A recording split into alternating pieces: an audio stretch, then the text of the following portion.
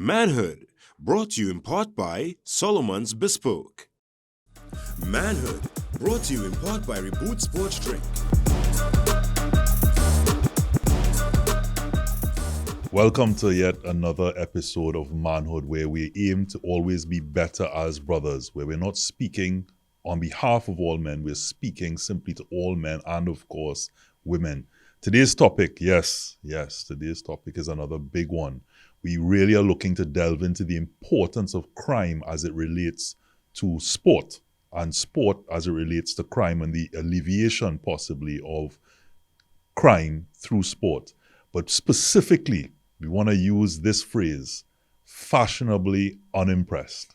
And that's not my phrase, but we're going to use it here on Manhood. And I'm sure for most persons out there, it's probably the first time that you've heard it because it was coined by a gentleman who sits on this set. So let me get into the introductions.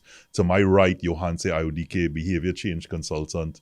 To his right, the man who coined the phrase fashionably unimpressed, Michael Phillips, sportsman, creator, former chairman of sport company, organizer of cycling on the avenue, so many other things, even blocking off Diego Martin Highway on every Sunday for the last 16 plus years, an impressive feat. So we're going to get into that. And to his right, also, my apologies, musician. And to his right, KG, music producer, musician, multi-talented. So let's get really into it. The importance of sport, the importance of sport to alleviate crime. And I wanted to say that in some research, one of the things that assist in avoiding crime, persons must have three things in their life. Three things. Might just be the three, but three important things. And the first is a steady source of income, legally, a steady source of income, stable housing, and access to care and services. And those are the three things. And of course, we're now trying to explore a fourth that rarely gets mentioned, which is the importance of sport in someone's life. Now, in that same survey, sport was shown as avoiding crime in many ways, but more the reoffense. So persons coming out of jail, looking at involved in sport either while they were inside or outside, the involvement in sport, they were less likely to go into something of a violent nature. Now, I know certain sports we look at it in a sense and say, okay, well, that's violent in itself, boxing, kickboxing, karate, rugby, all these things. But it's in a controlled environment, and there are penalties for violent behavior. And not really violence. The definition of violence is the intent to hurt, right? And then even in sports like boxing or even rugby or a skate tackle somebody in football, many times it's not intent to hurt. But right? MMA boxing is that you're intending to hurt? Not necessarily, you're intending to win. How you knocking the person out if you're not intending to? There's a difference between intending to win and intending to hurt somebody, because even in MMA, right? Afterwards, even if somebody knocked down, the person who win would come to make sure they're okay, right? It's still high fives at the end. So it's not necessarily... That's semantics. That's semantics. Because to win in those particular sports, you must inflict some sort of hurt or pain, because you can't knock someone out. It's not semantics, because even if you think of crime, right? Some people commit crime for survival and some people commit crime for enjoyment, right? That's still two different But that's things. crime, but we're talking about violence. Right, but we're talking about sport as relates to crime. Right. And if I'm making the dissection there, right, the intent really important, because I could skate tackle somebody with the intent to break the foot, or I could skate tackle somebody with the intent to win the ball. But that's in football. In football, there should not be, or cricket or any of these sports, there should not be any violence, because this nature of the sport is not supposed to have any sort of violence. Unfortunately, violence happens by the spectators, where they have riots, etc. But in certain sports, the very nature of the sport, based on the definition you've given, right, is yes, the intent is to win, but you win based on a violent act. You are still... But I think what Johan's is saying too, which is a good way to look at it too, is also, let's just say I'm a criminal and I run in somebody's house and I cuff them in the head. the pain that they would feel is a unbearable pain because they wasn't trained to even feel that type of pain. But as a Right. boxer, you're training to get lash in the head. So even if somebody hitting me, I'm not looking at it like he intentionally want to give me brain damage. I Right. train to receive these blows now. Right. That will make it a sport and not violence. You know, now I will look at it. Correct. You know, Correct. basically. I think the common denominator amongst all these things is the willingness to impose dominance. Meaning that in every scenario, if you hit someone, don't hit someone, whether you're playing chess, is all the intent of imposing dominance. And that's how, so I tend to look at all of these things and come back to the lessons you learn from looking at National Geographic programs. And the fact that we all forget because we have on clothes and whatnot and That so we're on. animals. Exactly. And we don't take into consideration what our natural instincts may be that we try to suppress. Right? So we hide to do everything that animals do. We hide to procreate, we hide to all those sorts of, we hide to go to the washroom, but all of those things, and sport is really one of those things where we found an outlet to still express those things, because at the end of the day, we are still, those things are built into us. You know, I just as you mentioned that, because I know we're going slightly off topic here, but you always we're have going these off gems here, topic. Mike, and one of the things is, one of the most addictive things in the world and one of the most watched things in the world is porn. And that, ironically, as you mentioned there, we forget that we're You going animals. slightly off And, topic. but I'm saying too, based on the topic where you talk about we forget that we're animals and we Animals. hide to do all of these things. Right. So we do all these things. I mean, hide is a strong word in certain So we cases. call When that you say porn, civilization, but being civilized. right. In privacy, we Yeah. do certain things, but yet still it's Privacy, that is semantics now. but it's private. I mean, if you're with your woman or you're with your partner, you're not going public with it. I mean, there's a privacy. So I'm not hiding. I'm merely doing something. But I mean, even sometimes the topic of sex or porn, you just feel people Yeah, start yeah. to cringe. Because one I'll time tell now. you something that's very interesting about that. We allow people their privacy, even if it is we see them as married couple or whatever it is. We don't think of them, we don't venture that way as to what happens in their bedroom. It's like we even put those safeguards in place where It's taboo. And Yeah, exactly. That could be a worldwide thing, but it's a Trini thing, right? And a lot of times, Trinbagonians care about the look, right? Care about how it looks, trying to be too prim and proper. So even that what is Fashionably unimpressed. unimpressed. So if I was to make a link, right? Fashionably unimpressed. I want to look a certain way in a party, right? That's where we get, you say cousin, we get stush from, right? In your mind, the song might be real good. It might be enjoying itself. You might be enjoying seeing something, but you want to appear a certain way. And a lot of, I mean, we could dissect this in terms of real aspects of Trinidad culture, where it's about the look versus about the truth. yeah. But as it is something that, again, I am ironically very impressed with the term fashionably unimpressed, because it strikes so many chords and really gives us an understanding and that sort of introspective wow moment. And I wanted to really... So I guess, so people are hearing the term and they're wondering where it came from. And it really came from a dialogue that happened before recording. And we were talking about where the importance that sport has in terms of impacting crime. And really, sport is something that exists as part of a cultural ecosystem. And like any other ecosystem, anything that goes out of whack, things go off. So you have no water, you have too much of this, you have too little of that. There's a lack of balance. And what I was pointing out is one of the important factors for sport is recognition, because hierarchies are developed out of that person getting to the top.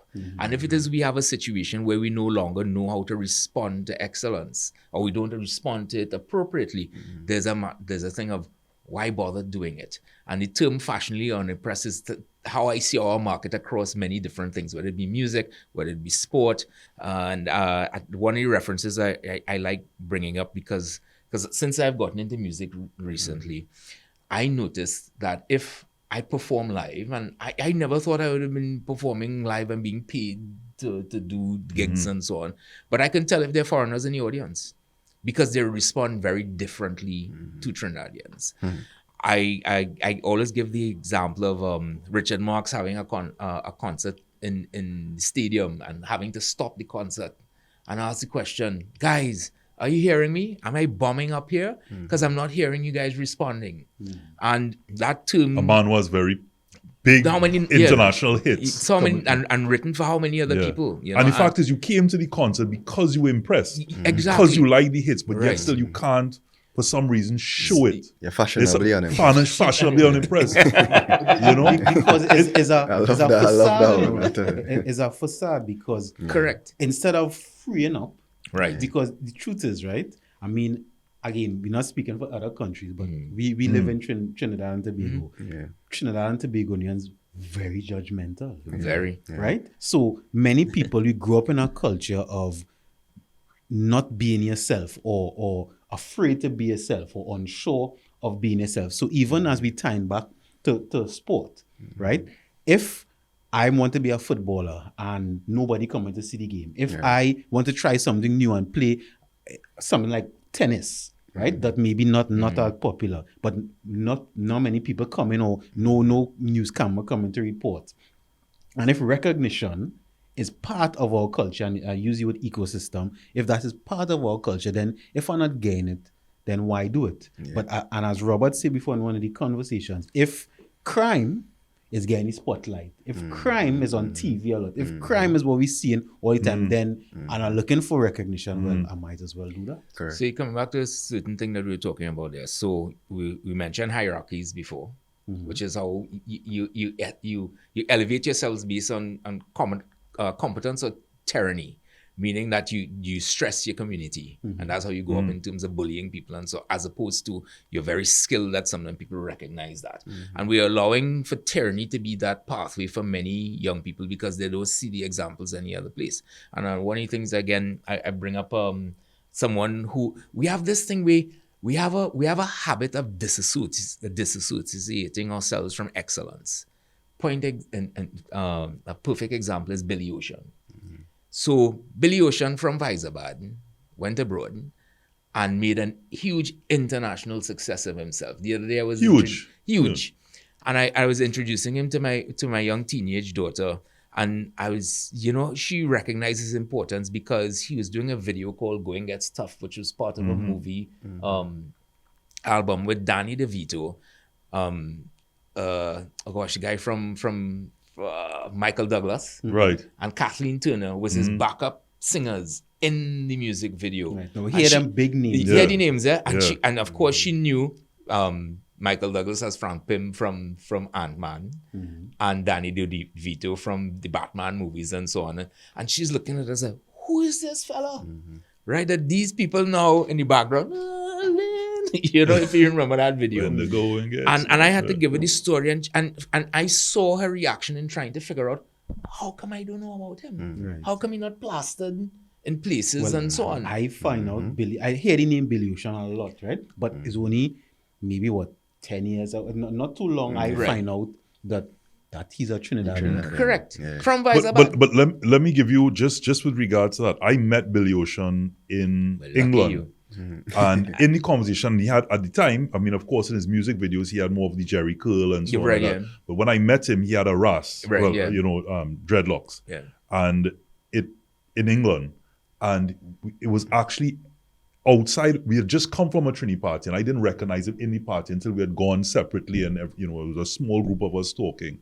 And he had actually mentioned, he said, yeah, well, kind of like most Trinis in the environment don't recognize who he was, and he didn't go on to say what he had to say. Just like with I've had some long conversation with Geoffrey Holder as well. Yeah. And they, when he was practically dying in New Jersey, I'd go out to see him, and they all had the same sort of, they kind of move past that. The Trinis will be like that. So it's almost like they were fashionably unimpressed with the unimpressed Trinis.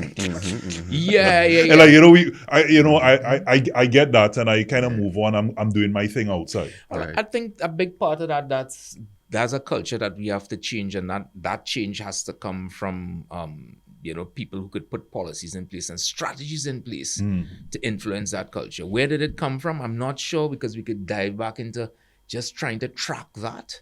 But it's something that so here are the significant impacts that it has. Demotivation of anyone wanting to achieve anything. The fact that that demotivation will have a major impact on our economy, because the output will be a devalued output. Right. Therefore, we have certain things that we do, unfortunately, things that we gravitate to. Somehow there's like take for instance Carnival. Carnival is a unique product, but there's a certain sin factor to it that allows it to expand beyond sport, because sport doesn't have that, especially when I put on events that have children in it. So you can't have alcohol associated with it and so on, and not that you should really be pushing for that in that particular environment. But there are things that are overlooked because of who makes the decision now, and our entire ecosystem is changing because more females are making decisions with regards to those things, and they gravitate to what they like. So things that are not as inclusive but are more hierarchical in terms of competition, they move away from those sorts of things. And you see where the money is shifting. And that now is impacting men and impacting young boys. And if it is, we don't find a way to even recognize that is occurring. I've been putting on sporting events for 25 years. I could tell you what the changes make. And I've had this habit of studying people and studying behavioral patterns to try and anticipate what that brand manager may be interested in. And it's very interesting to see that over that period of time, that the archetypes reoccur as in different individuals, that personality type in different companies. So you could kind of sort out. So like one of the things I'll tell you in particular, everybody is talking about Trump being reelected, all right? And we can't think to ourselves, okay, as Trinidad and Tobago, we're worried about oil and gas and whatever it is. The first thing you have to do is think of what appeals to Donald Trump. Who would I send to having a meeting with Donald Trump anytime we're going to discuss Trinidad and Tobago needs or wants? Who would you, in all of Trinidad, who would it be? Take a guess. Wendy Fitzwilliam. She's the only one that has had extensive conversations with him, and it makes great television. And that's how you assess an archetype as to what you would want to get out of that to have influence, right? So we've had a couple terms here this morning, this evening, this afternoon. I mean, something to live with us for a while. Fashionably unimpressed, and an archetype with regards to even that connection as you spoke about. But we need to take a break. And when we come back, of course, we talk about the importance of sports and crime, being fashionably unimpressed. So this one is just resonating with me.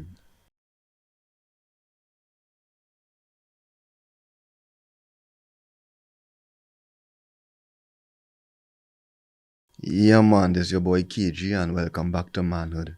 Now, before the break, you touched on something about if we had to send someone to speak to Donald Trump, we should send Wendy Fitzwilliam, right? And that blew my mind, right? But you said something earlier about we are, give me the term again? being fashionably unimpressed, right? So we would look at someone like Wendy Fitzwilliams, who is this great, wherever you want to call it, right? This great person, ambassador of Trinidad and She's a Tobago, smart right? cookie as well. Correct, A lawyer. Yeah. We would ignore that and probably put somebody else in that place, and it wouldn't make any sense, right? As your ancestors say, why we so? Well, it's not only that you're looking at impact, and you're looking at the person who's across the room from you. And as I said, if it's that somebody that likes hamburgers and you bring sushi, you're not gonna have that kind of impact. And that's how I think we need to start looking at cause and effect as how people react to each other and react to situations, and how do we get something to be of hype, right? And what are the resources that are put towards that? And so let's go back to, so we're into music, we're entertainment, and we're into sport, and we like all of these things. But we could tell there's an imbalance there, even though there are struggles within those various things. And a perfect example is in the 80s, it was the same price to go to the Oval Fet, cricket, cycling, and football in the Oval. right? Because all of those things were hosted there. The Oval had a cycle track. I actually have the last track record before it was broken down to put up the stands, right? That, yeah. Okay. Now, no sporting event apart from CPL could charge what the cheapest Cool Effect will charge as entry. So there's a value proposition that has shifted there.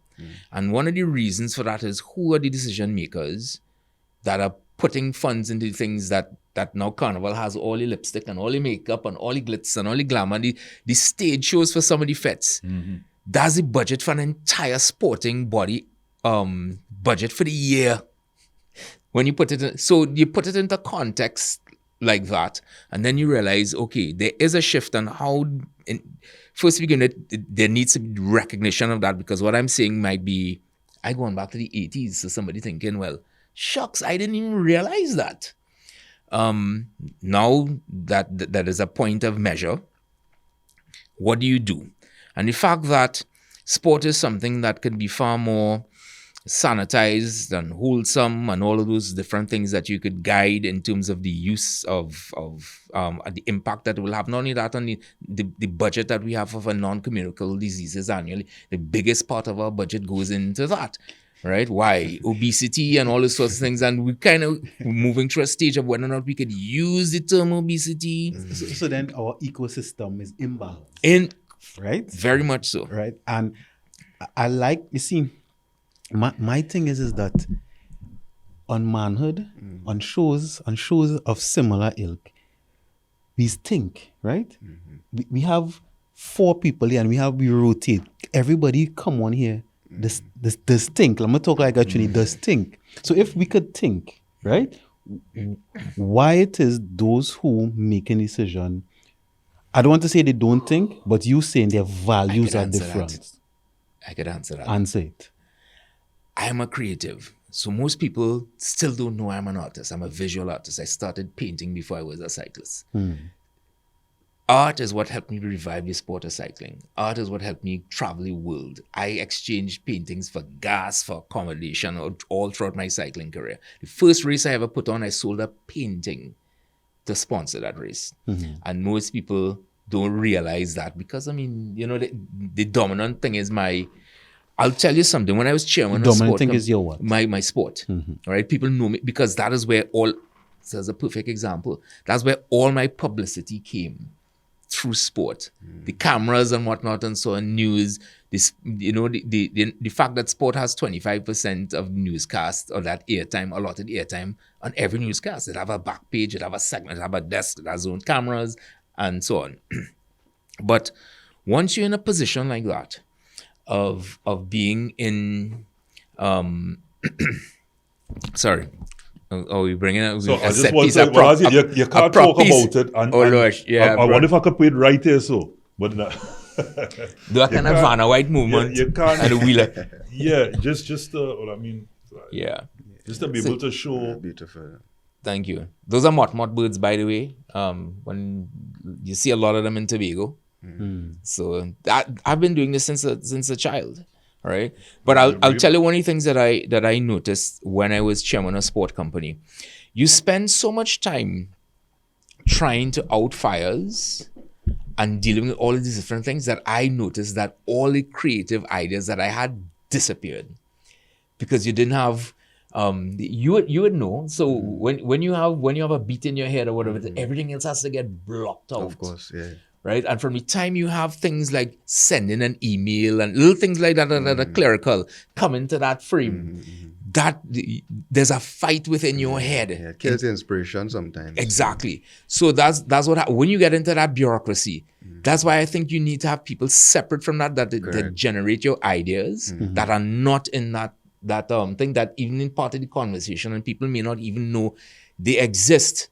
But there has to be a way of getting those ideas. The older heads then want to do everything. Right. So I don't want us to stray too far from, because you mentioned something and it's a conversation that we've had with persons on the show, but when the show in terms of other artists who've passed through the show.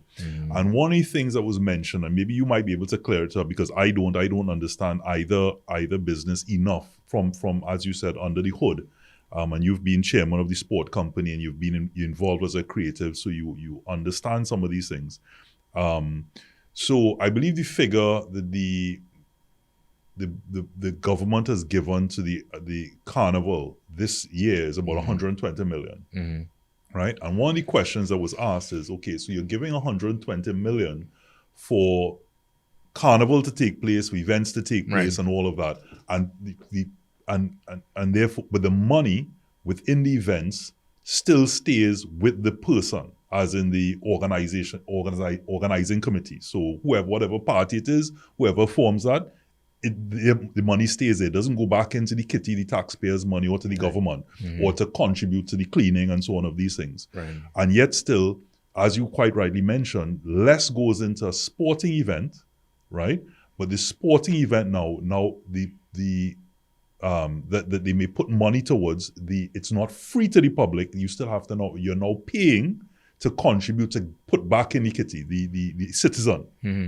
So you understand, in one case, the citizens will pay to put it back into the public funding of that said event under Ministry of Sport, etc. But on the other side, for carnival, it's retained by the person through. Why is that? And again, I don't know. But it was something that was brought up and it was brushed aside. But as you mentioned that just now, I thought maybe if those persons are looking on, they would get a response to it. But that's an interesting discussion to have, because you're looking at now there needs to be a proven impact in terms of all of the periphery things that take place and the amount of money that generates. So therefore, that 100 and something million really is a catalyst for all of the other hundreds of millions that it may generate. Once that is specifically identified. But you brought up something, again, wearing both hats. Recognition in carnival is built into that. So therefore, there are competitions. And so therefore, there's the announcement of the first prize for Soca Monarch. And then, so I'll tell you that. Now it's the Ultimate Soca Champion, which will be airing on CNC3. Right. That's excellent. Panorama, excellent. The fact that there are those incentives in place, that's excellent. But understand that those prizes will equate to that first prize, Ultimate Soca Champion, will be more prize money than all of the other sporting bodies that represent Trinidad and Tobago in the Olympics. Prize structures for the entire year. All. So if you recognize that there must be an incentive there, right? And when we hope for that to then extend outside, how come within the realm of sport? And so we're coming back to the thing of sport and why sport is not seen. But why, Mike, not to cut you there, but just to say, but as you said that, sport is the largest event in the world. FIFA, Foot World Cup. Right, yeah. You have World Cup, you have Olympics, you have Cricket World Cups, you have, whether it be NFL, in terms of the biggest events in the world are sport. Right. Is sport, right? And it's what brings the most people together. Right. Viewership, people coming together, families, me being a Manchester United fan, KG clearly a Barcelona fan. Right. So he says, right? And in all things, and it causes that band, it causes that connection, causes topic. And if that is the case, then why one isn't it? It's a no-brainer. It's very much there that we should understand that, because even in this country, if we go back to, apart from Carnival, which happens every year, one of the biggest moments to my memory would be 98. Is it 98? Not 98. 89. 1989. Sorry, yeah. No. Led to 1990. Right, the road to Italy. Right. The for those, that's November 19th. The sea of red that happened there. Unfortunately, outcome, you had Paul Caligiuri and so on scoring that goal. But then we had 2005 leading into 2006 when Dennis Lawrence scored the goal against Bahrain. Nothing brings a country together like that. There was no criminal element. There was no hierarchy from let's just call it the parts of Trinidad and Tobago. everybody was one, everybody celebrated, everybody was proud for the red, white, and black.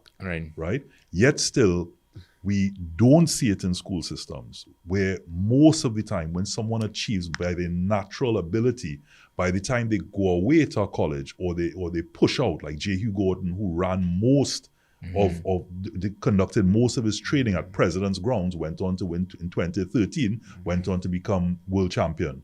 You know, you have Richard Thompson, a lot of these people who go out there at that, and then in that collegiate level, and only at that point, by that time, that natural ability has taken them there, and then they're almost plateauing at that point because it wasn't nurtured at a young age. And that's not just in the school system. That's not a government thing. That's part of, as you mentioned, the ecosystem that allows for that to happen. Because as we say, if you're not changing it, you're choosing it. And so we are somehow choosing it. Is it, as you coined the phrase, is it because we're just unimpressed until someone breaks out like a phoenix from the flames? I can say something. So 2005, I was still in school. I was also a footballer. I was a captain of my school team.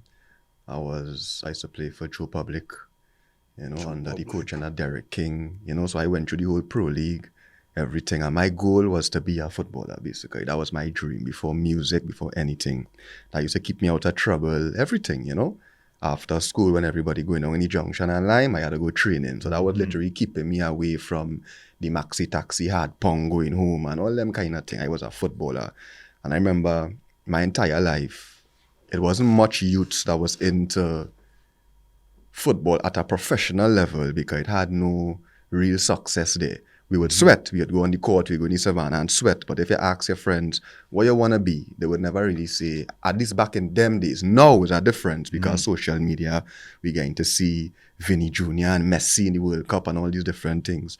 But them days, youths like myself at that age, 14, 15, they wasn't going home and religiously watching league games. They might watch a World Cup final, you know, and those type of things, but I wasn't watching league games and that type of vibe. But I always wanted to be a footballer. But when the Soca Warriors made it to the World Cup, as a youth, I could tell you that every youth man wanted to be a footballer. Yeah. It changed. It's like nobody wanted to be no police no more, no army man, no nothing. When you stand up in the class and you say, what you want to be? I want to be a footballer. I remember we had the poster on the wall in our classroom with Dwight York and David Beckham, the famous World Cup picture. You know, we see in Dwight York shaking David Beckham hands. And you know, them days, David Beckham was like Ronaldo and Messi. Today, you know, he was that guy. So you see in this Trinidad, you know, this Tobagonian shaking the hand of David Beckham. So we thought this could have been a reality. And the school teams and all the tryouts for like the pro league clubs, it was like 300 people coming for a tryout now because everybody wanted to slot themselves to be a soca warrior.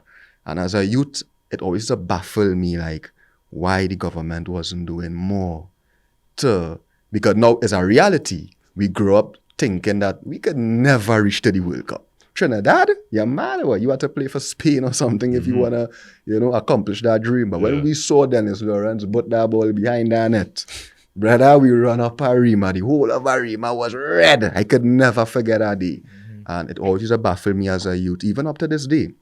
Because we have so much great sportsmen, not only footballers, but we have so much talent, even in the inner cities, all these things. As they always say, most of the talent does come from the inner cities, you know? And it still baffles me like why we don't intentionally do more to see Trinidad back on that stage again. But KG, you know?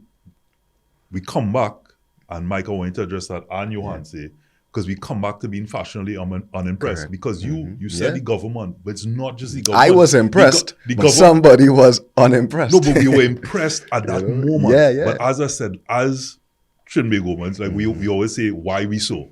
Why we so? Because for that moment we up there, but the moment, you know, we drew against Sweden, and the moment Brent Sancho hair got pulled by Peter Crouch, and then Steven Gerrard scored the goal. All of a sudden, it's oh god, that was it. You know the thing.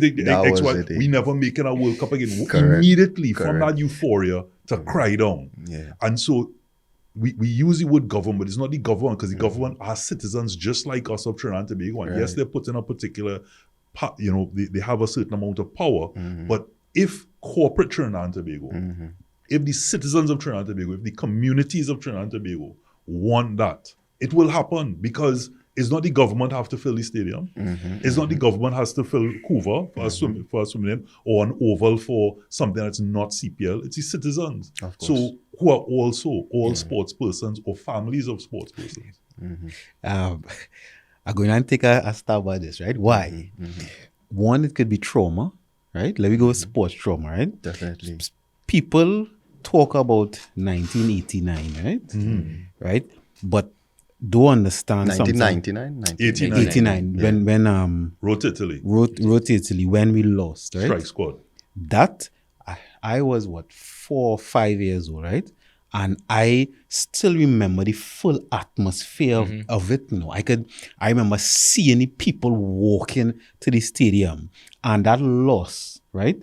I don't think we understand the gravitas of how traumatic that was for us as a nation, right? That everybody hopes was up, and then it was Within dashed. context, KG, we just had to draw the game. Yeah. No, I know the You game. know? Yeah, I know the game. Right. And it was a lob that nobody expected. Just Listen, I remember the excitement now as a child. I was this high, so I remember just seeing things. I remember feeling the excitement, but also feeling the sadness, right? And I say that, and I could remember everybody, even though I may not understand fully what was going on, everybody was sad. So even if you wasn't born in that time, the trauma would have been passed down, right? So I really want to support the football team, but I can't go through that again, right? And even though you didn't experience it, your parents talk about it, your elders talk about it. So now you adopt the same attitude, even though you wasn't there, because we know about passing on trauma, we know about vicarious trauma, things like that. So trauma, and I go in quickly. Also, I think is a self-esteem issue, right? With us as Trinidadians, because many of us, we have false pride, right? We will strive to look good, right? Just not to look bad. And sometimes we strive so much to look good, we become excellent, but still the intention is to not look bad. So it's not something based on a foundation of rock versus is a foundation of sand, because I just don't want to look bad. So once I pass the threshold of not looking bad, I don't have to maintain it anymore. And I know we had to go to a break just now. but So before, because I wanted to go in. You see, you mentioned, as you talk about that, the trauma. But the trauma builds because, and I know it is slightly off topic, but it's still related to sport and what you're talking about, because I always remember Kishon Walcott. Kishon Walcott goes to the Olympics and gets gold. Totally unexpected, right? And there are many reasons for that. Great accomplishment, and it can be analyzed. And most persons analyze it and says, some people call it a fluke based on the fact that the other persons weren't looking out for him at that point, and they were competing against each other. Right. And there comes this Trinbagonian who didn't really, not many people knew about, having just come from Carifta to his first Olympics. And by the time they were ready to, they're sort of competing against one another in terms of how to throw their hardest. Kishwan comes with his 86 plus, right? And we get gold.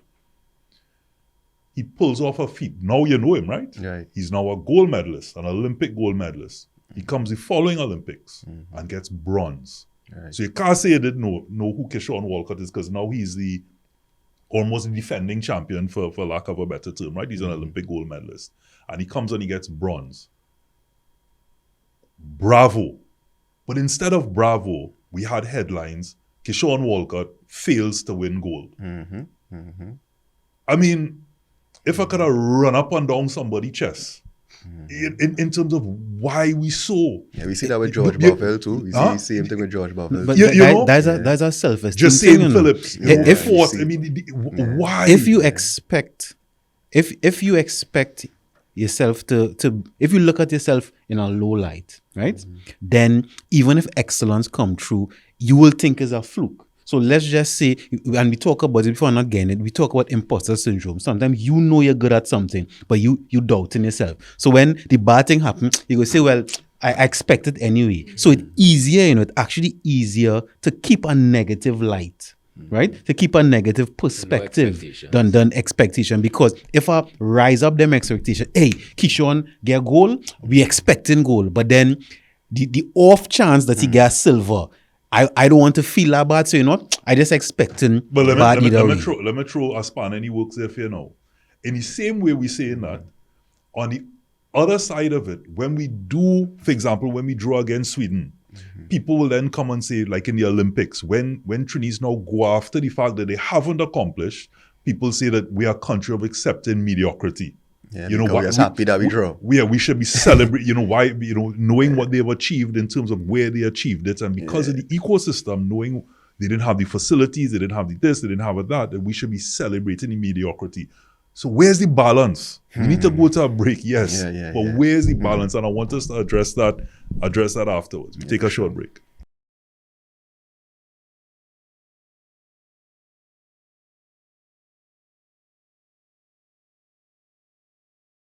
Hello, ladies and gentlemen. My name is Michael Phillips, and we're back here at Manhood, and we're discussing the importance of sport and the reduction of crime here in Trinidad and Tobago. And I guess we're going to go into, as I said, what do you call it? A nugget. So Nugget. I think... Well, they hit us one already, fashionably unimpressed. So I think one of the things I'd say with regards to sport and how we go about strategizing the utilization of that is turning sport into and making comparison, coming back to carnival and entertainment. We treat carnival like an event and we treat sport like facilities. And therefore, that's the reason I could give you the stark contrast there with regards to prize incentives for carnival competitions and sporting competitions. And if it is you don't look at it from a standpoint of creating dynamic sporting events, that there's a highlight of who the champion is of whatever respective sport, and there's recognition given there, the shine of it disappears. Okay. And without that shine, therefore there's a lack of incentive, and the people move on to other things. So I think there's no equivalent to any of the FET promoters that we have in we don't have that in sport. And there are a lot of things that go into helping that very same FET promoter organizer in terms of the type of sponsorships that make it lucrative outside of that. And sport competes with carnival in terms of for that same sponsorship dollar, which is something different to all the other Caribbean islands would have to face. They don't have that same dynamic and that pull and tug. So I think it's really about treating sport in some ways somewhat. So carnival, they makeshift facilities that they will put up the North Stand and that sort of stuff. I think really it's also the fact that we need to train people to be a fan. When you say we, who's the we referring to? I mean, so when I say across the board, so therefore mentorship is a very important thing as well. And we always think of these things as being, well, the government has to do that. Where philanthropy really in Trinidad and Tobago is also dying off. I have seen the difference in terms of people that own their own companies and they like something and they put money behind it, and that company was bought up by a larger company, and therefore there's no more personality behind that company. The only thing that represents that company is the tagline or the brand that you see. And that has been changing to the point where The cottage industries. so the Queen's Park Oval, that track, the cycle track that was in Queen's Park Oval was constructed without a cent of government funding. It was all corporate funding. That would not happen today. Why? So when we start to look into what was, Why? Because it's not profitable. It's not aligned with the goals of some of the companies in 2025.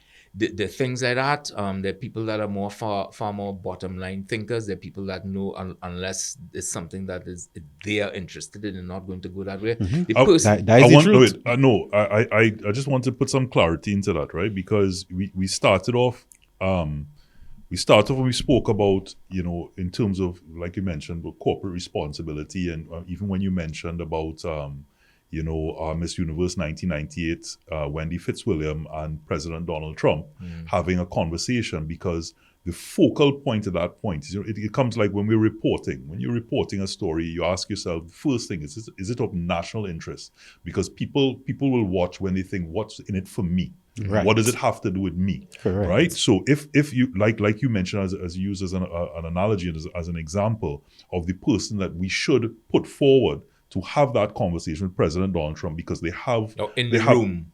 in the room there's some connection. I'm saying in this case it's finding that connection, because everything is 1-2 degrees of separation. Correct. So to say that corporate responsibility, there's no profit in it for them at this point, or for the government, or for citizens of Trinidad and Tobago. Sometimes even in the work I do with some of my productions, when I go to companies or to persons, it's understanding what is their mission, what is it they're trying to achieve, and then figuring out how do you make the connection to be mutually beneficial. Yeah. And in this case, the buzz thing now is SDGs, Sustainable Development Goals, of which there's 17, right? At least to 2030, that's coming down from the UN, etc. So and I can tell you, health and fitness falls under SDGs. So it's a matter of somebody aligning to show corporate Trinidad and Tobago, to show a particular, whether it be an energy company or any other industry, that, listen, this is what we want to do for this purpose. This is how it's going to be rolled out. This is the benefit. These are the stats. But somebody has to put in that groundwork.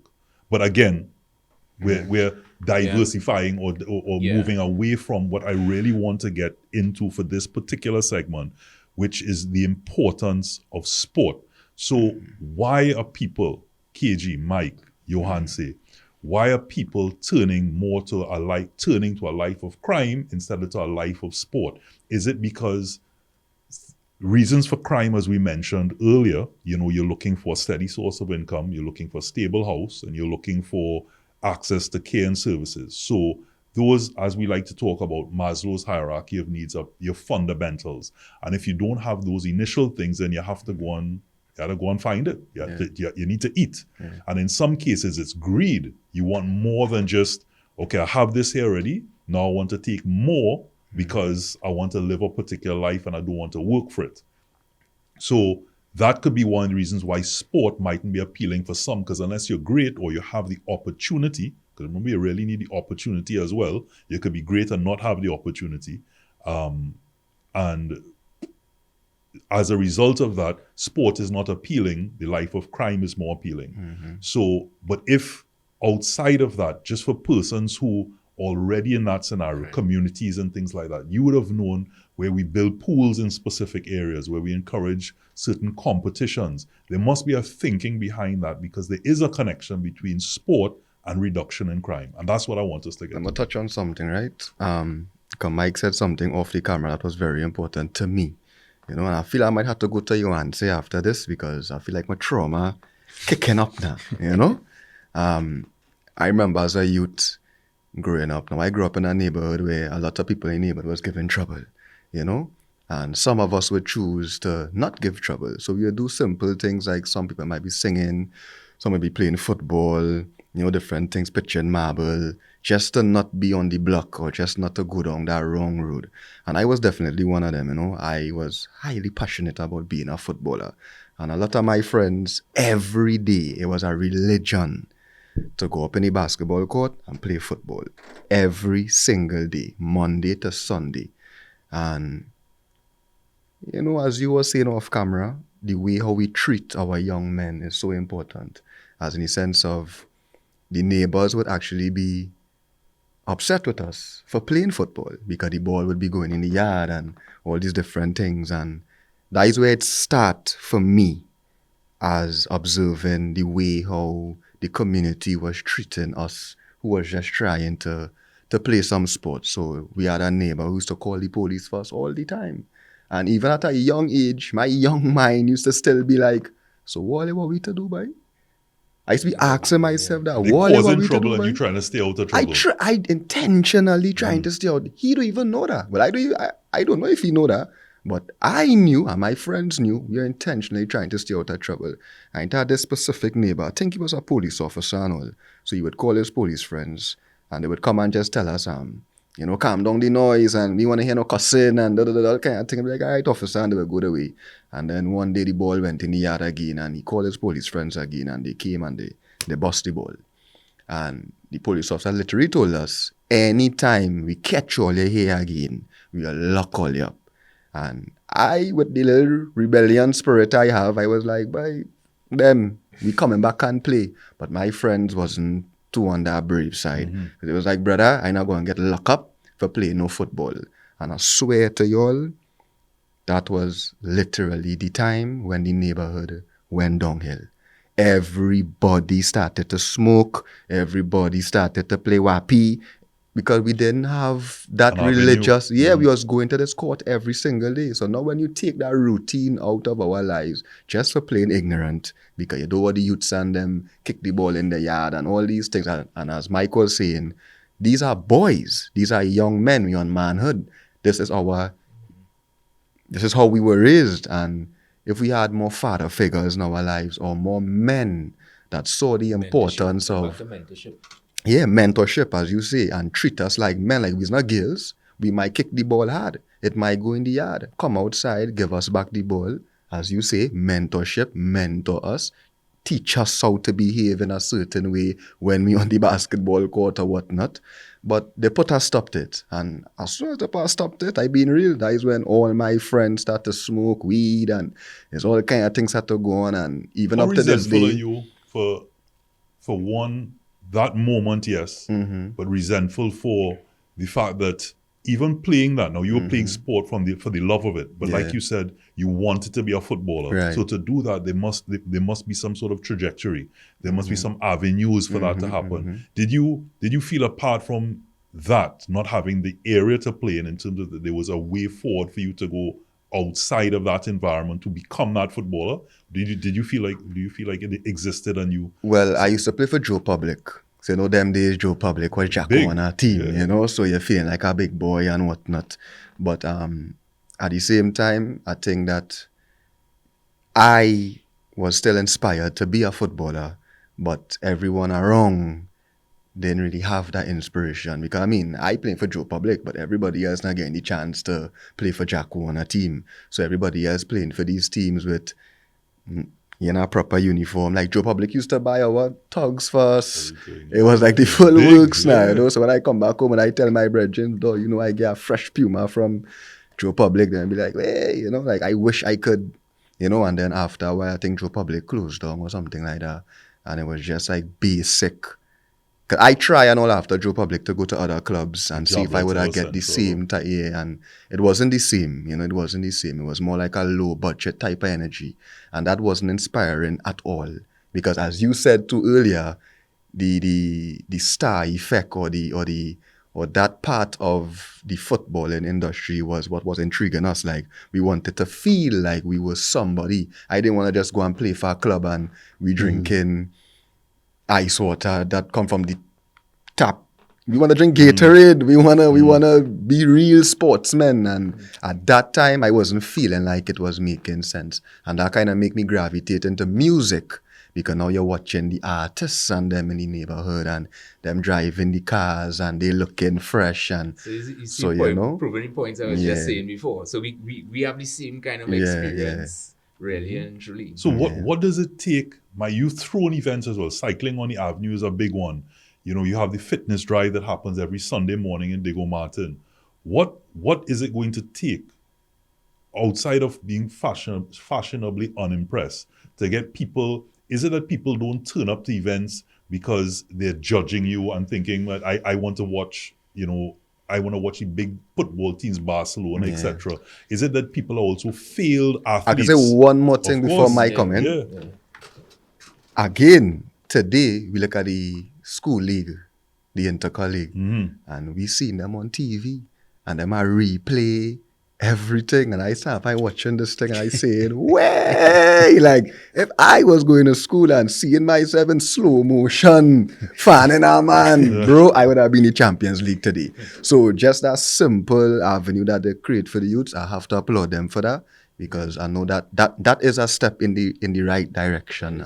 But let me tell you, it's more the youths create that for themselves than the system create that for them. Let me tell you that. And I say that because the love that you have for something, and no matter the reason, and when we had Hazley Crawford on, we were speaking about the intentions behind sport, and that everybody have a different intention. And sometimes coaches or people in charges want somebody to play a sport for a particular reason and trying to enforce that on them versus allowing somebody to, I want to play sport, and we had discussed, a man want girls. But the avenue to get the girls, you have to be the best sportsman. So you still have to have the discipline, the drive, everything. But you can't tell somebody how the reason why they want to play. And so now when we talk about your reasoning, we were speaking about why somebody even would want to play a sport.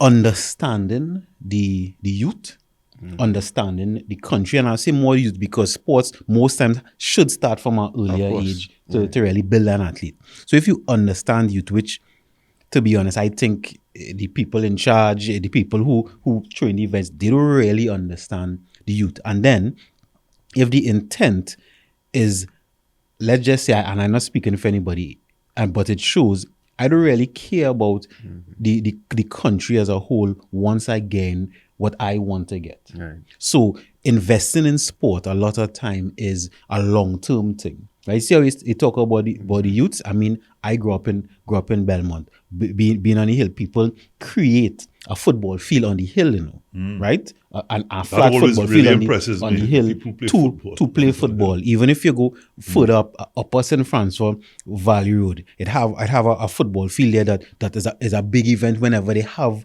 competitions. But they created that for themselves. And the recognition there actually is more recognition probably than if you was trying to pursue a professional And that's what you want. career.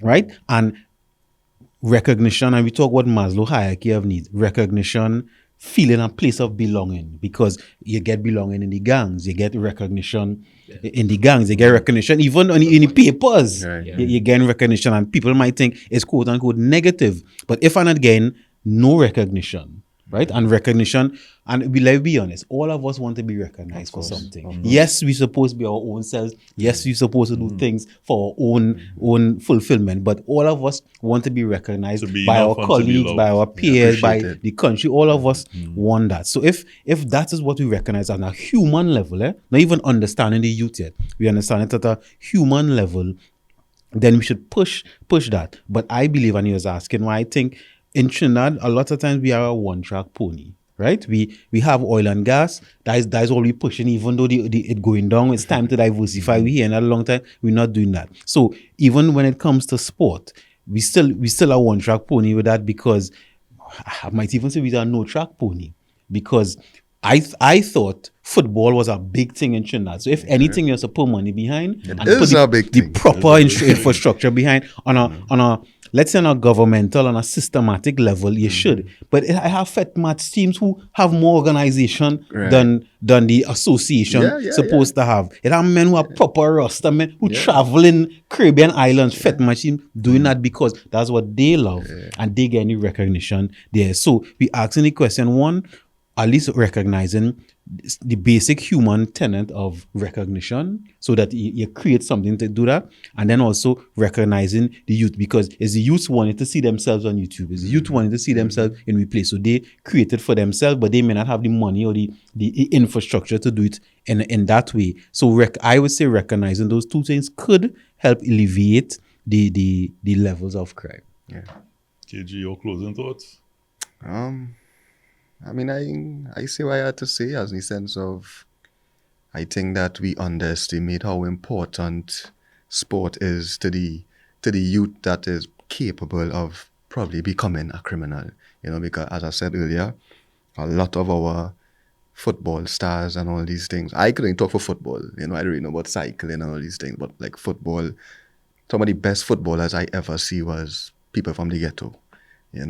People who could have dived into crime so easily, but the football take them out. And not just in Trinidad, internationally, like when you look at plenty of those Brazilian stories, and they come from the poorest communities ever, and today they are superstars because it had a structure there to take them to the next level now. That's the only thing that's bothered me, like when I see certain footballers, certain youths who have potential to even take us to the World Cup. I don't care. I personally think that it have certain youths that I know personally, I could call the name and all, but I personally think that if we slot them in the team, they're better than what all you put in there.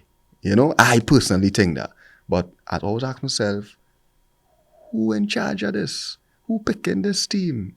You know, who paying this youth to sit on the bench? Why this youth never play for Trinidad and Tobago before? You know, and that is my question, you know. So we come back to not so much a closing thought. We come back down to, again, KG, opportunity. Opportunity. Yeah. The opportunities need to be there, because it's one thing to say choose sport.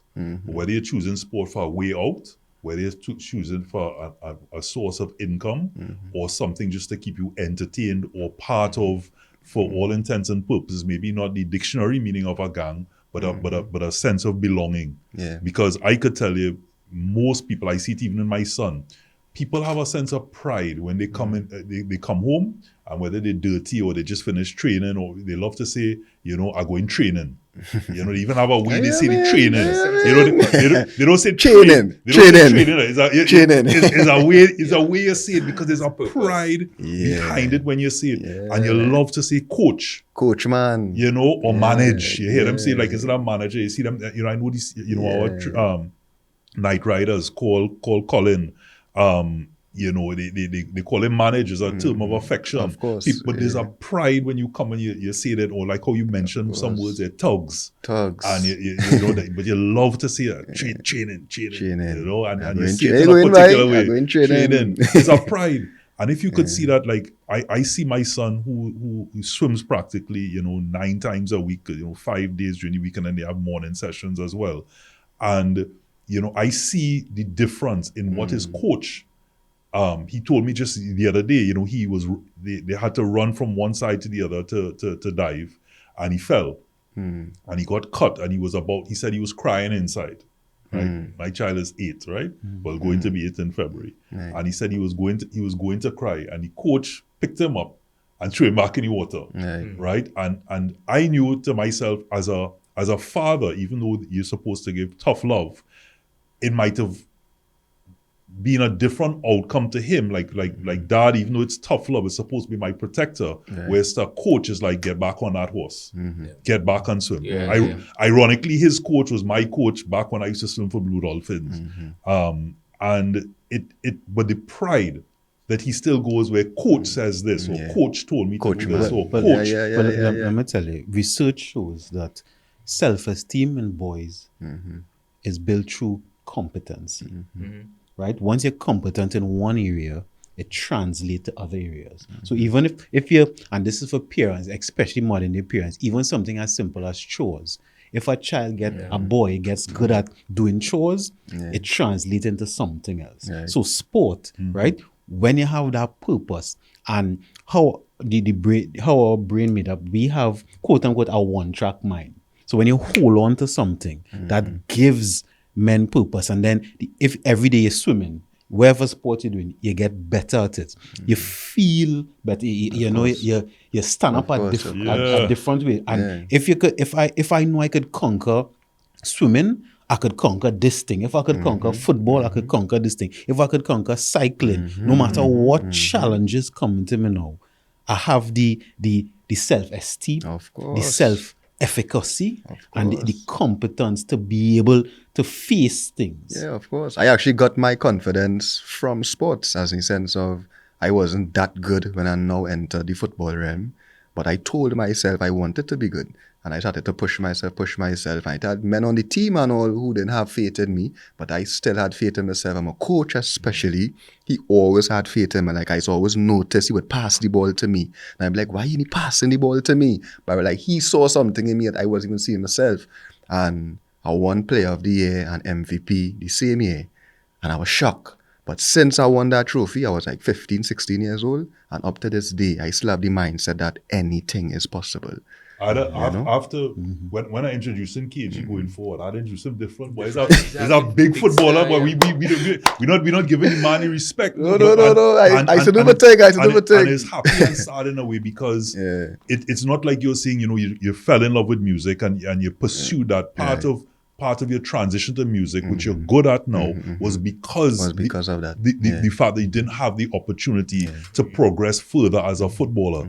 But the pride that still comes, and you mentioned it, you know, at the start where we spoke about people loving to be competitive. Right. So in the same That is a arena, more even if you're in men- an that are more environment of what we call hotspots, or environment where you may be driven to do something criminal, right? There's still avenues of at least attach yourself. They say attach yourself with 5 people in the direction you want to go. Right. To join a sport, because of that discipline, because of that camaraderie, people can take you out of that environment that you may be forced to be in. And competition is a beautiful thing. Even if it's chess you're playing, and chess is a game of strategy, it's not physical. You still want to, you still looking, Queen's Gambit, or you Listen, still any looking at promenade people still saying they're promenade, playing draft, playing chess with each other. when you rainbow a man, or sex as they call it, or nutmeg, or fan a man, it is the crowd going off on you. Ooh,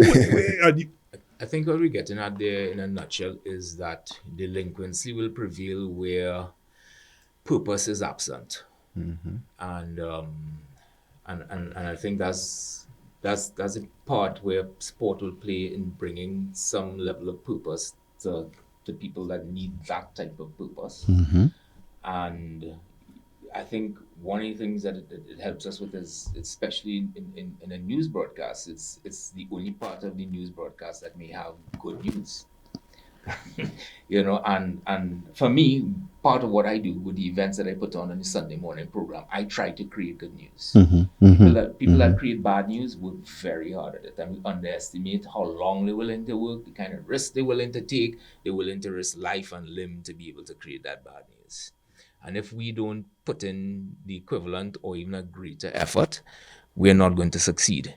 And we take it for granted. And I said, for me, people ask me why I do what I do on a Sunday morning. And I try to tell them, like how some people have a boat and they'll invite people down the islands and whatever it is, and that's their thing. I said, there's my down the islands. When I get up on a Sunday morning, and no matter if it's raining, if rain falling, I still have to be out there, because guess what? There are people that expect us to be out there and that road to be closed because they run in the rain. Or they ride in the rain and they expect us to be there. And the fact that when I turn up there and it's raining and I didn't want to come out and I see them there, I say, wow, that's the confidence you have in us. And that's a big thing. So there's so many people that don't realize that they could have that kind of impact. The message that we're sharing here today should be able to spark that, because people think when they're in hard times and everybody messes up, they think it's only them. And that's a very isolating place to put yourself. There's only me experiencing a difficult time, especially coming out of COVID, because everybody was seeing all kind of monsters in their heads, right? And I would say we have to get creative. We have to be very, very analytical in terms of what it requires to be able to create that environment. He shared something in terms of being chased away from playing football in a field and the impact. That's a life experience of the impact that has. Hopefully somebody who quarreled about the ball going in the yard just heard that and understood the impact that it's having. And the trauma of puncturing the ball. Correct. And that making is a like statement. That's worst. instilling fear into someone. Yeah, that devastating. So That one story to me that's a big take from this interview today. So a really, really powerful conversation here today, guys. The importance of sport in reducing crime and giving you another choice instead of a life of crime, a life of sport. And I know you spoke about good news. So I know you want to take us away with some good vibes. Good vibes. Catch me if you can. I'm auditioning for a man here, producer, and see if you can work with my boy. So there's something. My story is for people that don't know. I mean, in addition to painting, I took up music during COVID. Never thought it was something I'd be doing. So I started to learn to play the guitar and write music. So there's something I do a country version of, but I thought I'll turn it till a beat today as we in the Phillips realm these days. Are you ready? I said, are you ready? Nobody's seen the work I've done, the friends and fun that I've turned down just to get to here. Just to get to here.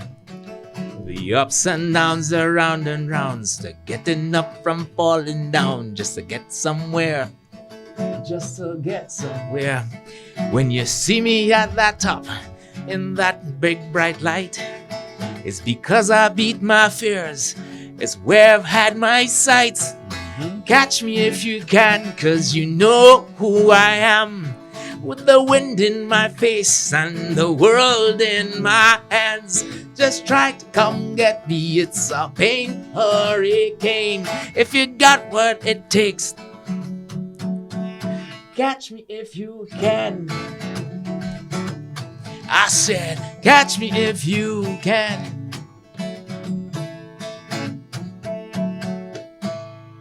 Perfect. Perfect. Manhood, brought to you in part by Solomon's Bespoke.